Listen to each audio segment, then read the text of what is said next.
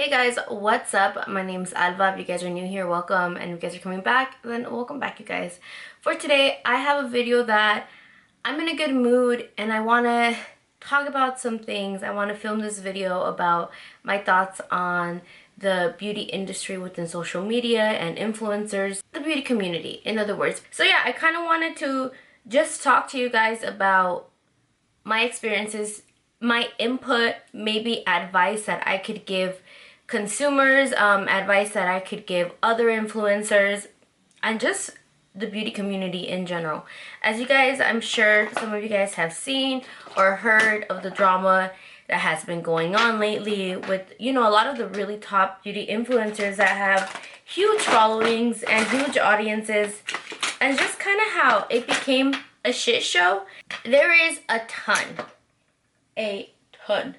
of beauty influencers that don't get involved in any of this, that I feel aren't rewarded and they're not talked about. And the reason why is because, now we have things like drama channels, which I think they're very entertaining. It's like watching E-News, but on YouTube. I love Rich Lux. He's my favorite drama channel.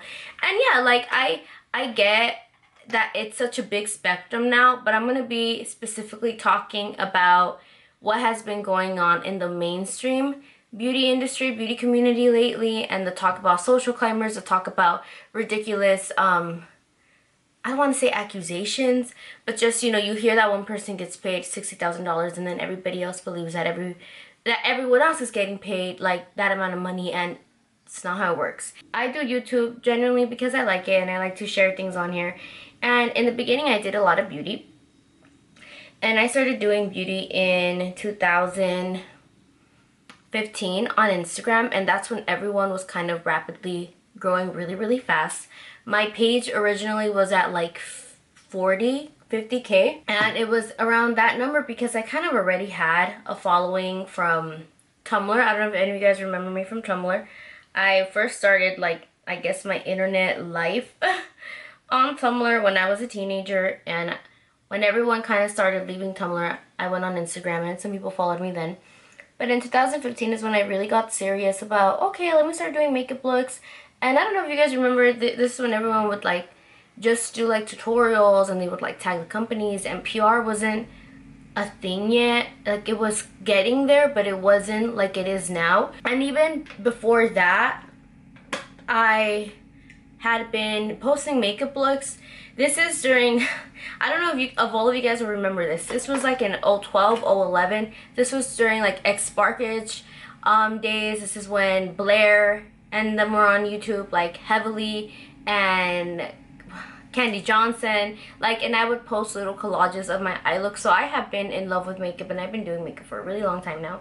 And the only reason why I don't do it that much anymore is because I just don't really feel like people want to see that from me anymore after losing a lot of weight and getting heavily involved into fitness and just more fashion and stuff. I just feel like that suits my channel better. At the end of the day, Samantha said this, like, people are like, oh, you have to be grateful for PR, and I am very, very grateful for PR, because never in a million years did I think that I would be getting free makeup from companies that I have been loving since I was in freaking middle school.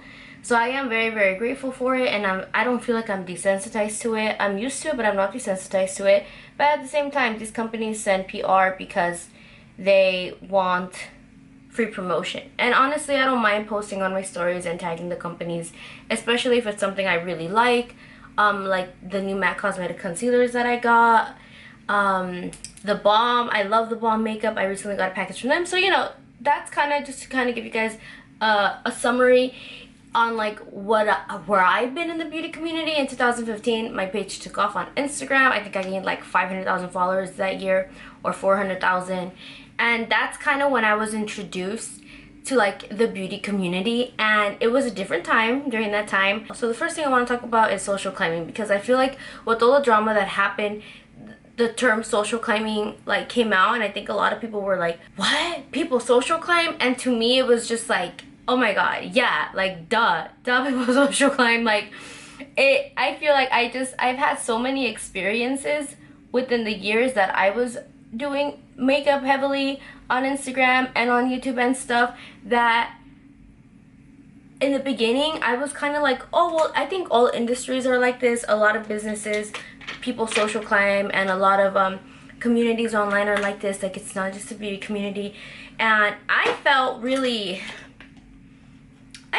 weird and compromised because I felt like I wasn't social climbing enough, or I felt like I couldn't really get myself to do that because it just, and I don't want to sound like holier than thou. I have my flaws and I have things that I could work on, but I'll tell you guys this, like I'm not a social climber like that. It's really hard for me to like fake the funk when it comes down to friendships and people.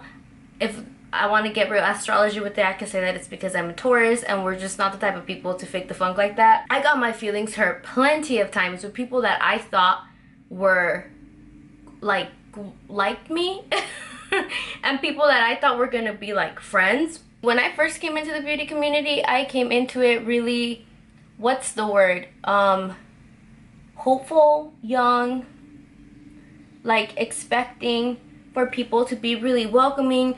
I would see, you know, your favorite influencers and influencers hanging out and stuff, and I wanted to like be a part of that too, and like I wanted to hang out with everybody and make friends and stuff. And quickly did I learn that if you don't have a certain follower count, if you don't have a certain popularity, if that makes sense, if you don't have certain clout that some people do, they're gonna be quick to turn an eye on you. Then I felt weird because there was people that I would watch that I genuinely wanted to like, hey, like, it's so nice to meet you, like, I love your channel, you know, just kind of talk to and get to know. But then I didn't want to come off like, oh, she's just trying to social climb me, you know. So that was one of the reasons why I didn't really go to a lot of events in 2015 and 2016. And this isn't stuff that I'm expecting people to know, it's just stuff that I'm sharing with you guys. To be real with you guys, there was people that I'm not gonna name drop because it's just, I don't want the smoke, okay? I don't want this to get bigger than it already is as far as all the drama. But there was people that I was really good friends with, and I would have long conversations with them, and I thought that we were like close to being best friends, buddy, that as soon as like that person kind of took off and grew a lot and gained a lot of followers and started hanging out with like the popular kids, I stopped hearing from them. And I just got my feelings hurt lots of different times. Social climbing is very, very real. I mean, I've legit have had people tell me like, yeah, you know, you scratch my back, I scratch your back. And here's the thing, I'm all for getting with people and them helping me out and me helping them out. For example, I just did a collab with Annette Ruiz. I'm sure a lot of you guys have heard of Annette.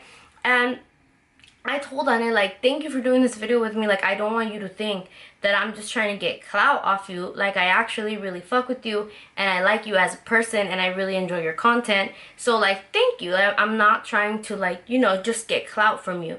Because that, to me, I feel like no matter what industry you're in and no matter what you're doing with work, you don't need to pretend to like someone, or you don't need to kiss someone's ass just to try and get ahead. But that's kind of like the way I think life works. And one of the things about the beauty community that I don't know why a lot of times these big influencers or just other influencers in general, they let people kiss their ass. If you know someone's just kissing your ass because they want something, why do you like let it happen? It's kind of like what I think in my head. So when all of this came out with like Gabby and Manny, to me it was like duh. Like when Gabby did his apology video, which was an amazing video by the way, I think it put a lot of light on what really happens behind the scenes and how some influencers really are behind the scenes.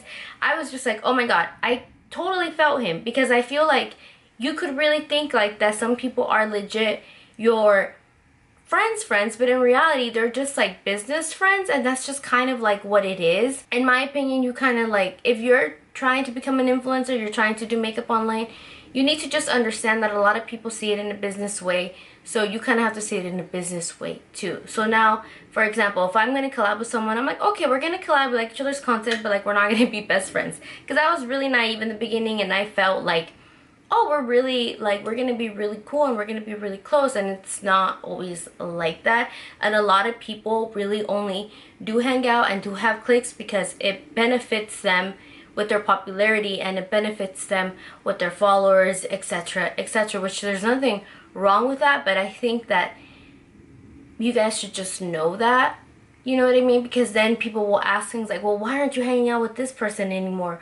Or why aren't you doing videos with this? Like, I've seen it before on other people, and I know people that I'm pretty cool with that have told me, like, yeah, now they're asking me this and that and that. And it's like, a lot of these people, yeah, they're cool and they're friendly and they're cordial, but they're mainly doing it because it's work. And for a while, I really thought that it was just the makeup industry, and I didn't think that it was I mean, I thought it was all the industries. I didn't think it was just the makeup industry.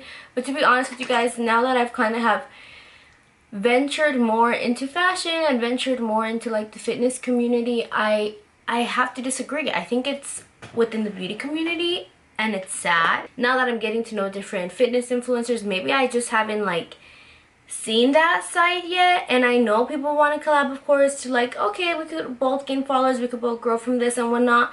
But I do think that with the beauty community, it's just like, it's on steroids, if that makes sense. That whole social climbing thing is like just on steroids, and that's why a lot of your favorite influencers, or a lot of really popular influencers, have gotten to where they have gotten, because they have followed the formula of being cliquey, or they have followed the formula of like hanging out with really big people like Jeffree Star and whatnot, and they've gained from that. I'm gonna be using the Too Faced Then and Now palette that they just came out with. I'm just gonna be digging into it, seeing what I do.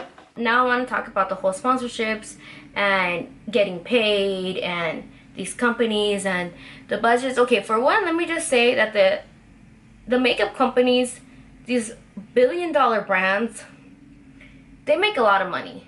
So yeah, these numbers that you guys are hearing, definitely they're real numbers that some people do get paid.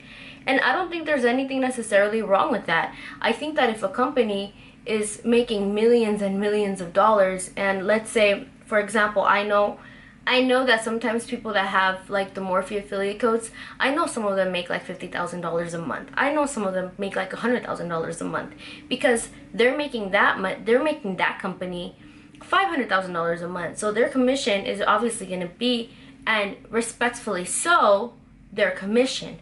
I don't think there's anything wrong if you have the stats, or if you are able to charge that much and that is what you feel your content is worth. As an artist, or as an influencer, as someone on the internet, you charge what you like. Now, what I do have kind of an issue with, or not an issue with, but my opinion on, is that I'm just going in with this dark eyeshadow hop. I'm probably gonna stop there. It's getting smoky. My thing is that a lot of these big companies that probably have paid a lot of money, and for example, let's get out of the makeup zone and let's talk about like Flat Tummy Tea, right? Flat Tummy Tea will hit me up and they'll be like, we will pay you, I'm just gonna say figures, okay?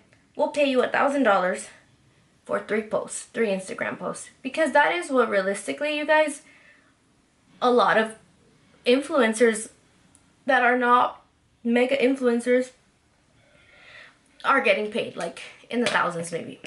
We'll pay you $1,000 for 3 posts. Drink the tea, talk about it, review it. I'm not taking your offer of this amount of money for 3 posts, because I feel like my content, especially weight loss content, I'm promoting something, and chances are I'm gonna go ahead and get glitter donut right here in the palette. Chances are I'm gonna get backlash for it, because, you know, detox teas, ooh, this shadow is popping. Detox teas and all of that shenanigans, they're very controversial. And although I do think they help with bloating, like no bullshit, they help with bloating, I don't take them as often as like maybe I did in the beginning of my weight loss, because my stomach kind of has regulated. I'm not gonna accept that offer. If you want 3 posts, I could give you this rate, right? And just recently they were like, okay, like no, like that's not gonna work for us. Okay, cool, thank you for your offer, have a nice day, right? This is my problem. I know that Flat Tummy Tea has budget. They sponsor Kim Kardashian with that little lollipop. And I'm not saying I'm Kim Kardashian, okay? Girl, we all know that. But I know they got budget, because I know Kim Kardashian did not accept $50,000 for that ad. She got at least a good 100K, you know, maybe more, 300K for that ad. So the way I see it is, my content is worth more. I know you have the budget for it. I'm going to get backlash for promoting this, even though I do like it. Your offer isn't going to cut it for me. And this is a problem that I think some companies, bigger companies that do have the budget, they do not feel that micro influencers or smaller influencers are worth it.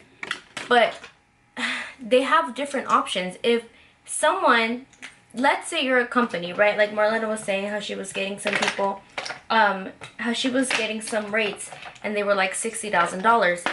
If you can't afford, or if you don't want to put that investment in, why don't you split up that budget and go to micro influencers? And I know that she said that she wanted to do that, which I think that would be a really good thing, not only for them but for the influencers, because I know there's a really big gap sometimes, in my opinion, with, as far as, and this isn't really my concern, my people's finances are not my concern, but since we're all giving our opinions and our 2 cents, I feel like this is why there's sometimes such a big gap with some influencers.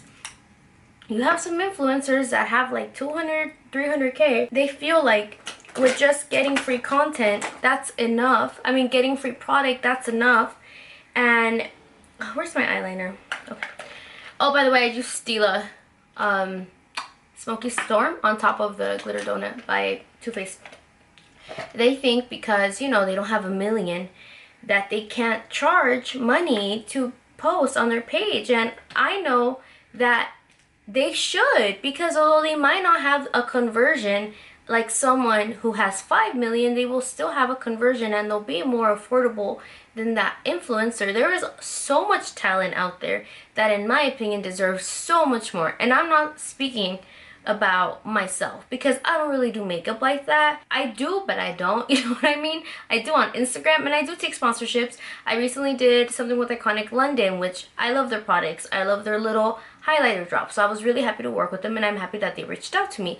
There's a lot of people out there, a lot of influencers out there that do not have a rate of $60,000 that a lot of these companies don't bat and don't even look at, because they don't have a million followers. But then they complain, or, you know, they're confused about why the conversion rate with someone with 5 million followers isn't what they expect. And to me, it's like, well, you're hitting one demographic. And not only that, but by that point, a lot of people are just following them because they like them. Do you get what I'm saying? If I had a business, what I think would be smarter was, if I had a budget of, let's say, $25,000, right, for promotion, for PR, whatever you want to call it, I would go and sponsor someone who's Latina, Asian, Black, white, try and hit different demographics, because that are maybe like 50, 100, 300K, 400K.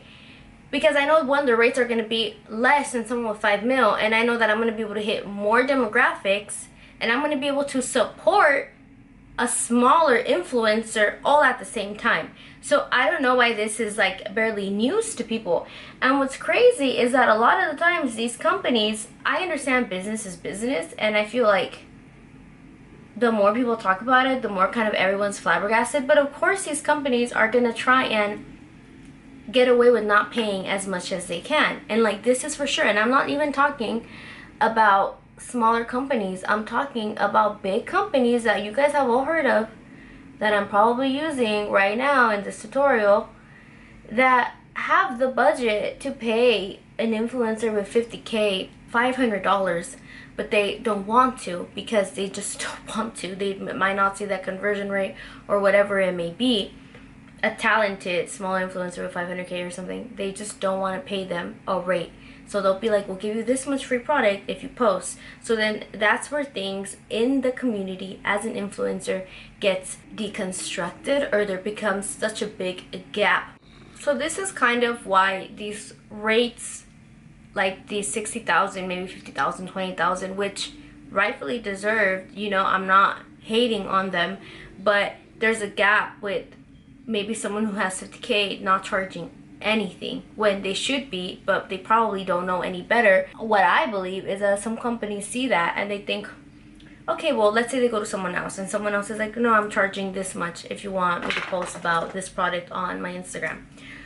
They might think, well, I know someone that will do it for free, and I know someone that will do it for cheaper. For example, Flat Tummy Tea was probably like, this girl wants this much, but we know someone with the same following, with the same engagement, that will do it for cheaper. So then they go to that person. I'll charge less for makeup posts on my page than for fitness. For fitness and weight loss, I charge more because I know that that is more valuable on my page than if I'm showing you guys a foundation, because I know that I don't really do makeup like that. Value smaller influencers, micro influencers, value them, reward them. If you are a consumer and you like watching videos and whatnot, start valuing like the talent you see in smaller influencers and start being more open to them. And another thing that I want to say is not everyone that you follow has to be relatable to you.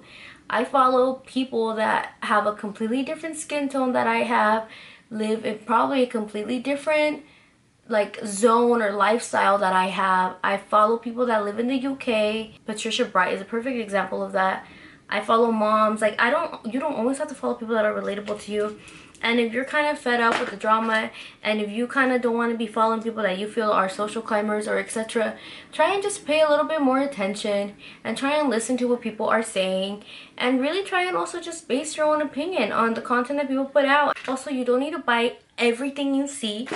I think that's another big thing. Hold on, I'm going to be using Batty B Lashes by...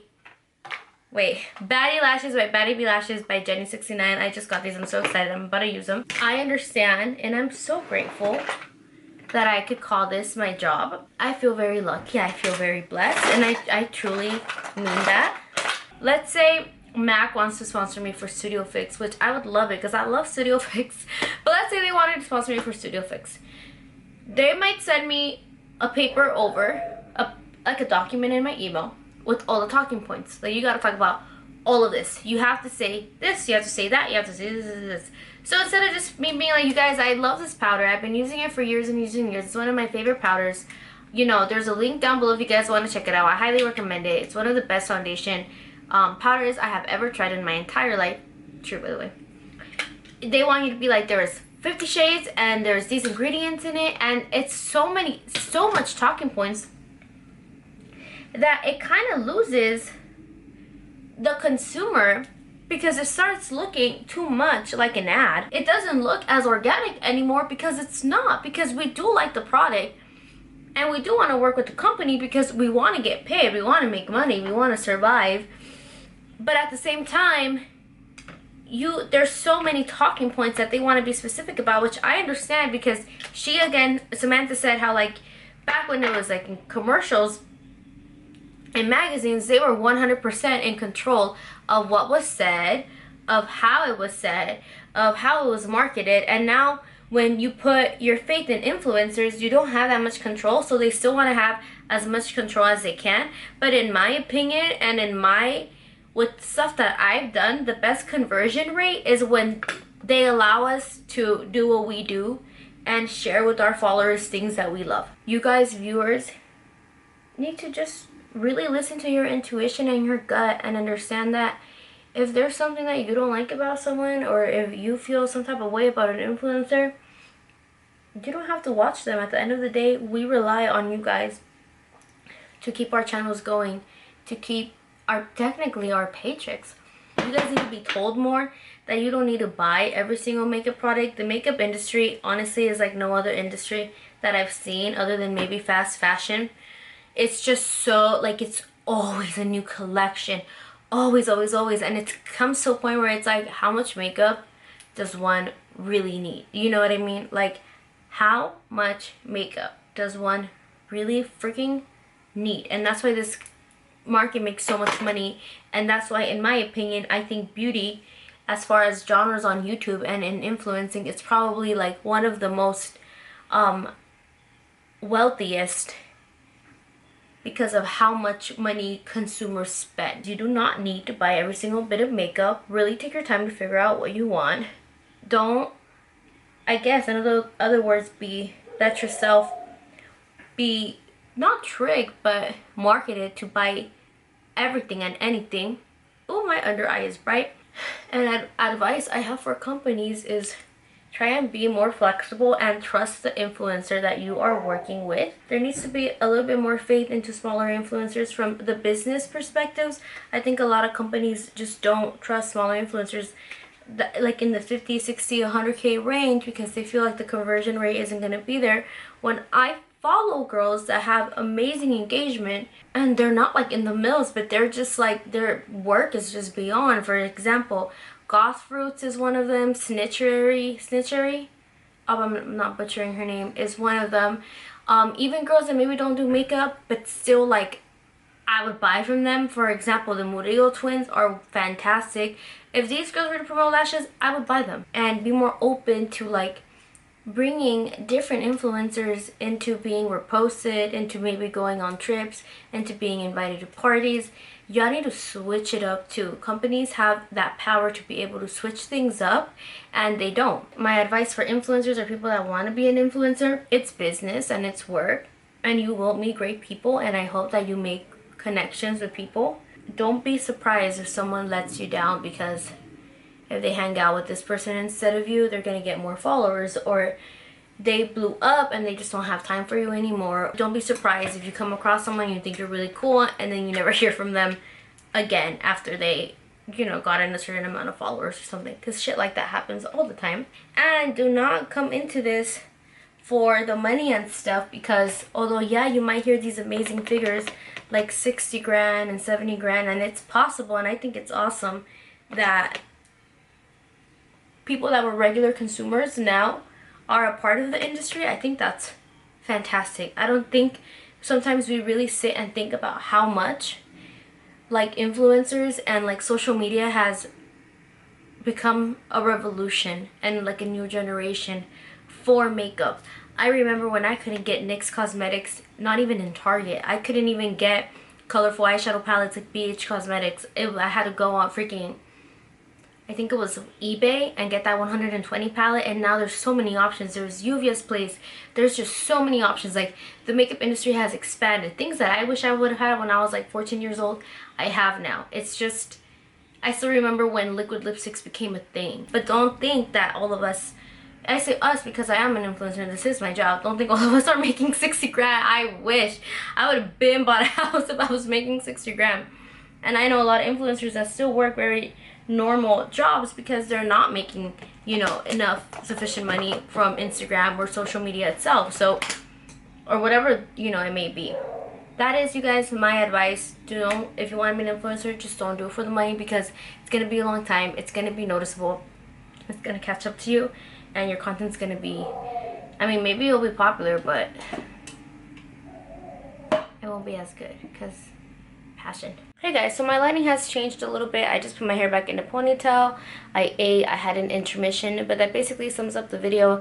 I kind of wanted to just throw my 2 cents and let you guys know things that I've experienced as far as social climbing, sponsorships, companies being stingy with smaller influencers, and all of that in the beauty community. I think that's something that we could all learn from everything that has happened, is that honesty is the best policy, and to be real with the people that you talk to on camera. It's made me open my eyes a little bit and get me in check too as a person, to not become a person who just wants to, you know, climb on top of people or like just try and suck out the most money I can out of a company, but also taught me to put my foot down. And, you know, if I feel like I'm worth a certain amount of money for X posts, like, put my foot down and make sure that I get paid that. Do you get what I'm saying? So that's kind of just where I stand on this topic. Let me know what you guys think down below in the comments. I'm really curious. I'm really curious because I still want to do makeup stuff, and I will still continue to do makeup stuff here and there. But it's crazy how, like, I don't miss like really being part of the community like that because of just all this shenanigans. And I'm seeing this come to light, and I think it's a sign that we're going to a good place with the industry and influencers and all of that. So you guys, that basically sums up today's video. Thank you guys for watching. I really freaking appreciate it, and I'll see you guys next time. Bye.